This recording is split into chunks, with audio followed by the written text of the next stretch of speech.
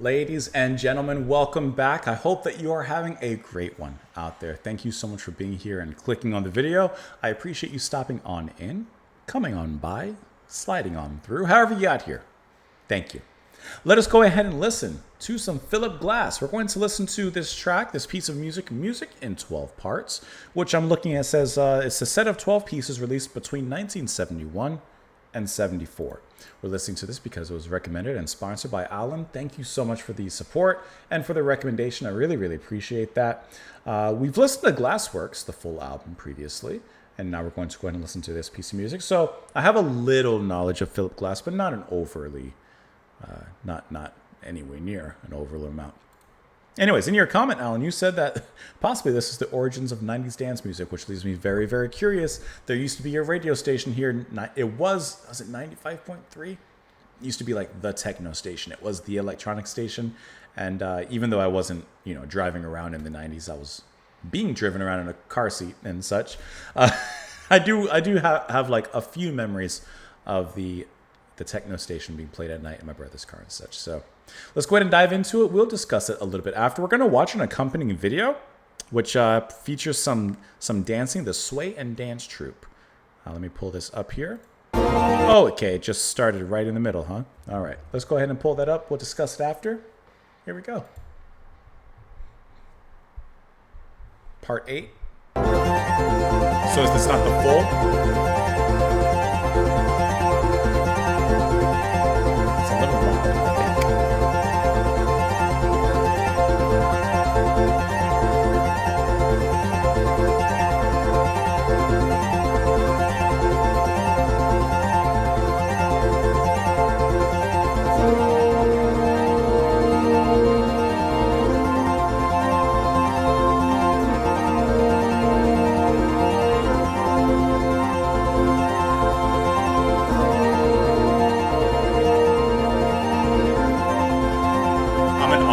So I'm not really watching. I'm listening.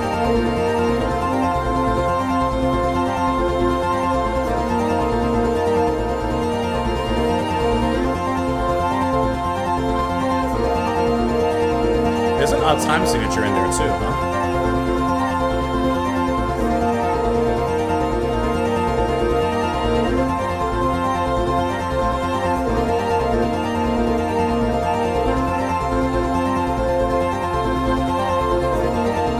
Are those arpeggios? Those.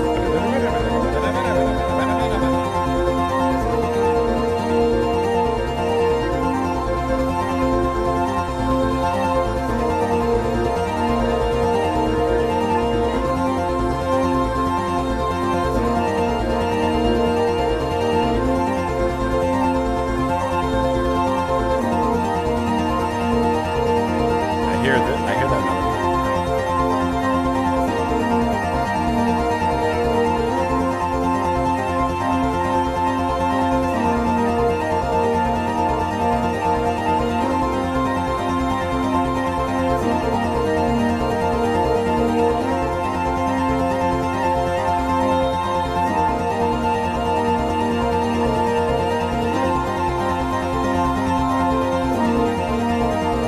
Bounces back and forth between more intense and like a little less intense.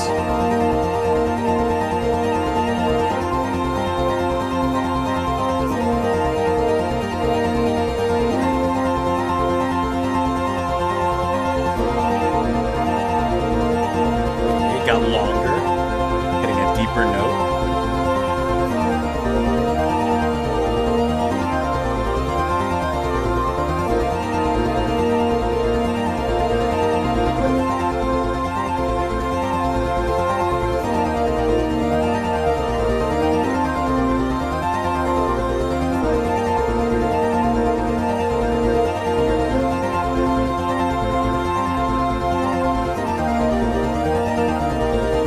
It's like a mad carnival ride.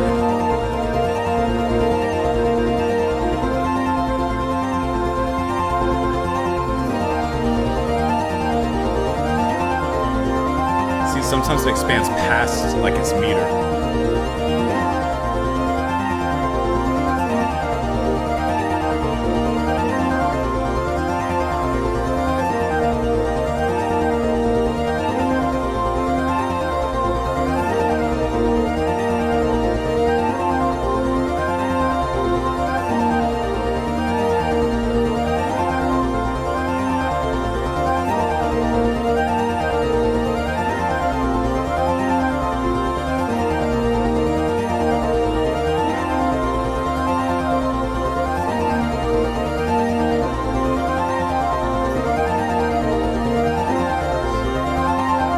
there's like two elements: that cascade of notes and the held sustain notes, and they both shift between how they interact.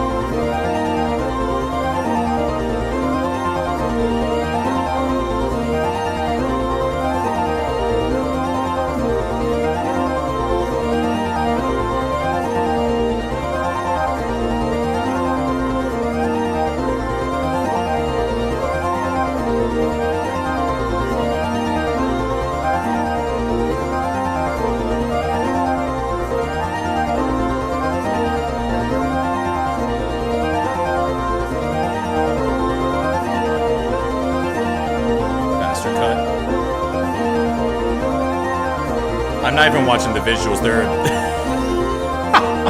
I'm not watching them. I'm listening.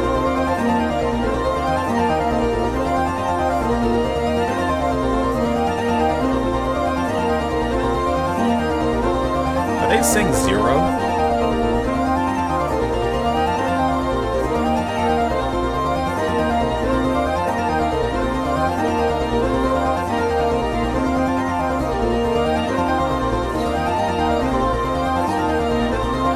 Now it's repeating itself. Go. But the pattern, besides now.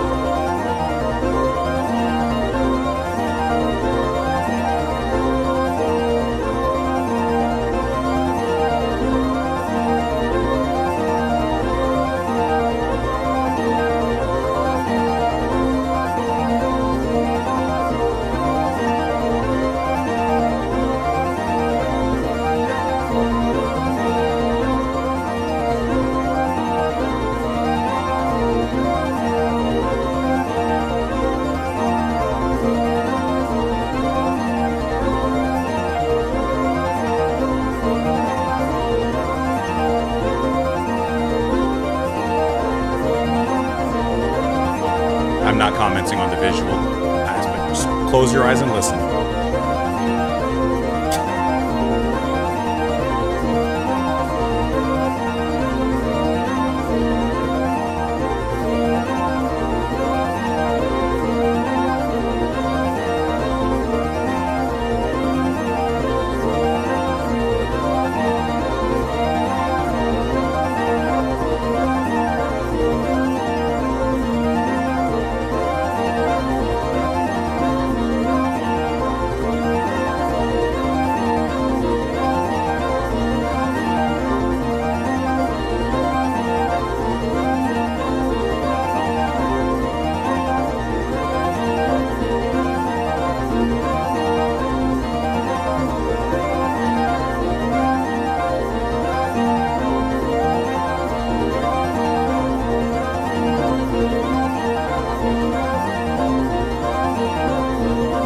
Building its own version of tension.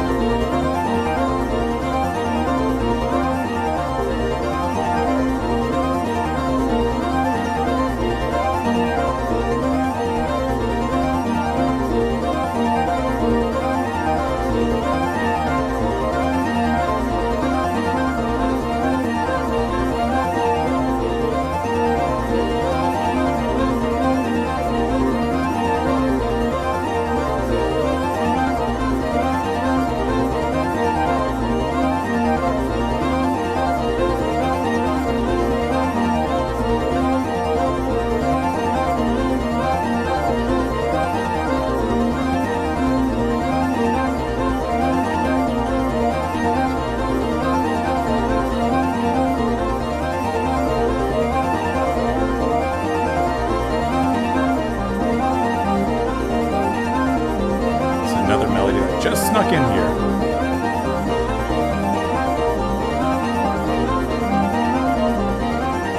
Really snuck in here.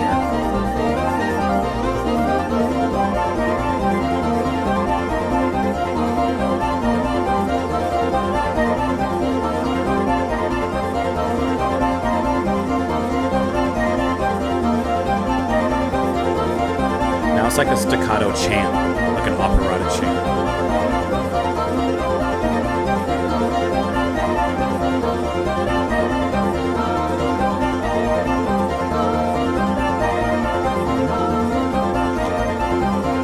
It's like it almost evolved into lyrics of sort.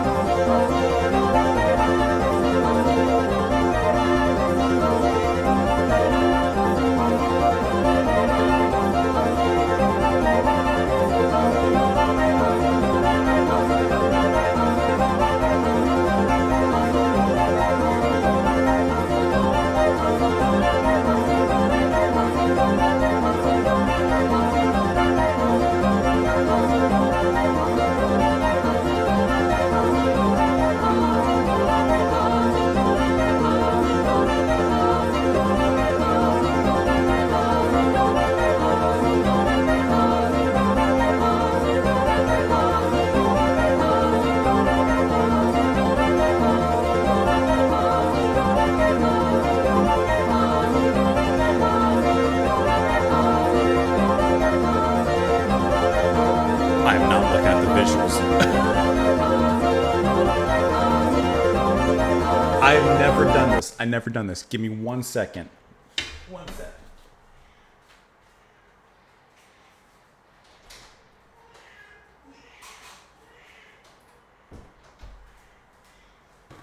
Okay.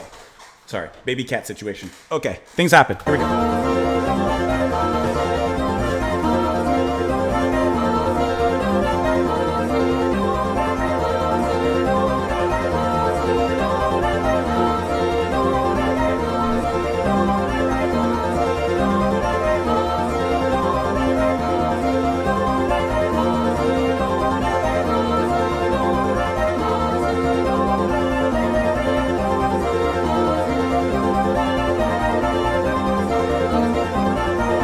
Doesn't, like, now the vocal part, if that's vocals, has like an operatic kind of quality,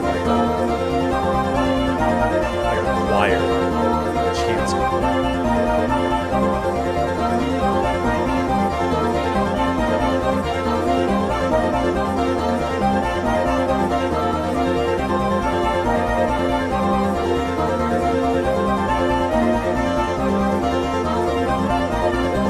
I do like how you can hear the patterns repeating as it goes.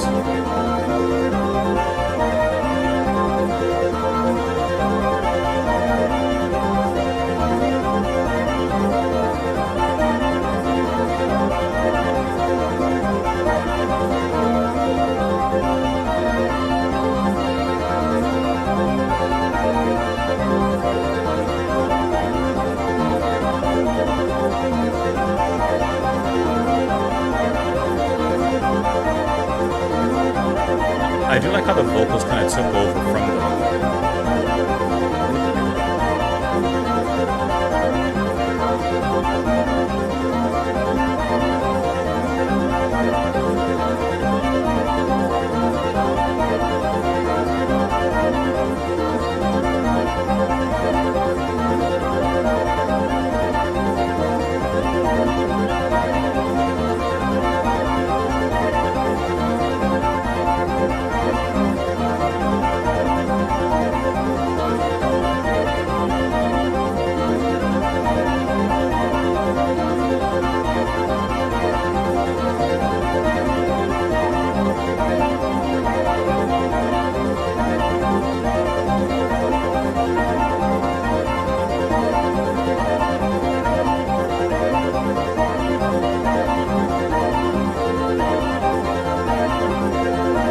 shifting again a little bit.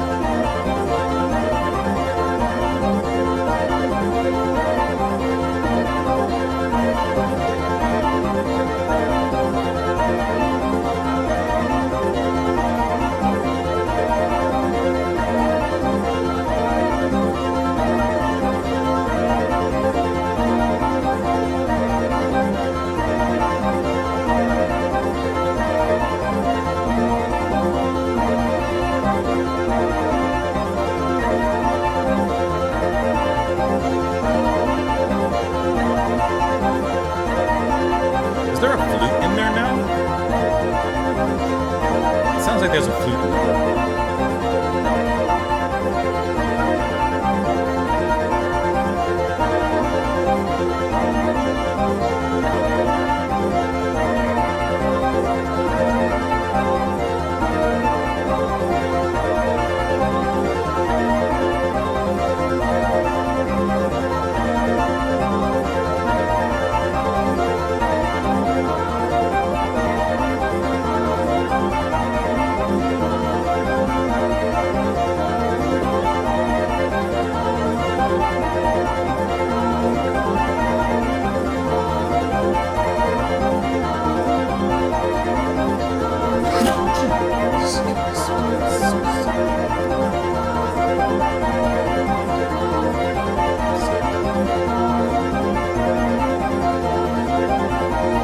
And yes, I was checking the time.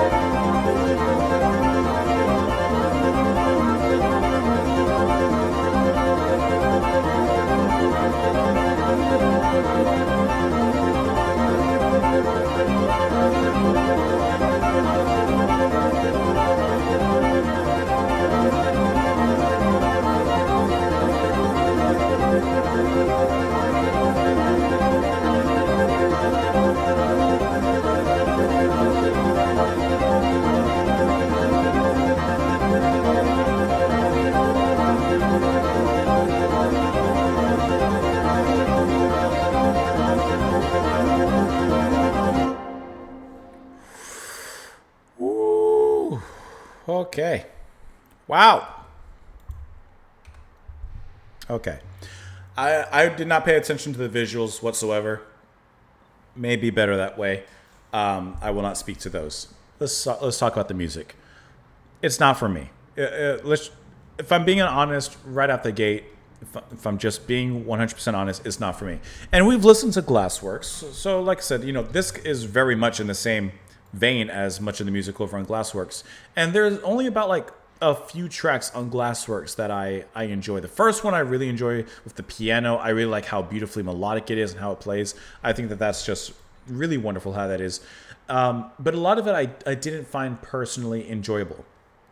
This track feels so, to me, it's very anxious. It's very anxiety inducing and mind numbing. And after a while, just very mind numbing. And like compare this to the Steve Reich track that we listened to previously, right? Like to me, I mean, of course, they're two different artists. It's completely different pieces of music. I'm trying to pull it up here real quick. It's just so different in that Steve Reich track, Octet, like I think is beautiful. I think it's peaceful. I think it's gorgeous. And it kind of hits in similar ways, I guess, that minimalistic kind of aspect, right? Like I'm just pulling it up here really quick. I'm just pulling it right into the middle. This sounds so wonderfully peaceful to me. It sounds like the leaves of autumn are falling and you're just listening to the wind. It just sounds absolutely gorgeously peaceful to me. This sounds anxiety inducing and crazy and paranoia. And yet they're playing in a similar style, I guess you could say. So it's really interesting, like how one piece I really enjoy, and then one is like, oh, like the complete opposite. Now, the music in 12 parts. At the beginning of this, it said part 8. Did we listen to only part 8, or was this actually the complete piece of work? I'm actually a little unsure of that. I'm trying to see if I can find that really quick, so I'm accurate in what I state. Part 1. I'm looking on his actual website now. I'm on Philip Glass right now, trying to figure out. I think that this might actually just be part 8, as it said in the beginning. So I think that this is strictly part 8. So of course, who knows how the other parts are, but part 8 I find gently chaotic, I guess is a way to put it. Now, as I always say, I'll be honest with what I feel, but I take this channel, I take this opportunity to look at music in an appreciative point of view. And I appreciate this the same way I did with the Steve Reich track, in the sense of, it's really cool to see these interlocking melodies. You really have two main tracks here. I don't know what you would call it. I think they're arpeggios, but I can't speak to that. Right? And then the more sustained, almost vocal-esque notes that are in the back, that are and you have constant time signature changes happening, shifting between them all, which is really interesting from a point of view of, wow, I wonder how this would be performed live, because this sounds like it would be so intense just as a labor to perform something like this, especially if there are actually vocalists involved. I did hear a flute near the end, which I see was, I'm just reading the Wikipedia page now, that the original work cycle was originally scored for 10 instruments, played by 5 musicians. Electronic organs, we hear the flutes, a saxophone, which I believe I heard right at the very end, and then 1 female voice. And I'm just trying to see if there's anything about specifically part 8. It says the entire set can be over 3 hours long when performed. Now that is a work of endurance. That is really a work in endurance. And I do like how, like, once again, taken from an appreciative point of view, you can hear amongst this kind of chaotic sea of music, you can hear among there how the patterns begin to form. You have repeated motifs that go back and forth, almost performing a sort of catchiness, I guess you could say. I wouldn't say it's catchy, but you know what I mean? You can start to predict the movements, you can start to predict the melodies and how they're going to shift. So it does kind of add a certain sort of, avant-garde catchiness, I guess, to the music. But yeah, if I'm being 100% honest, this I don't care for. And like I said, kind of in a similar way with a lot of Glassworks.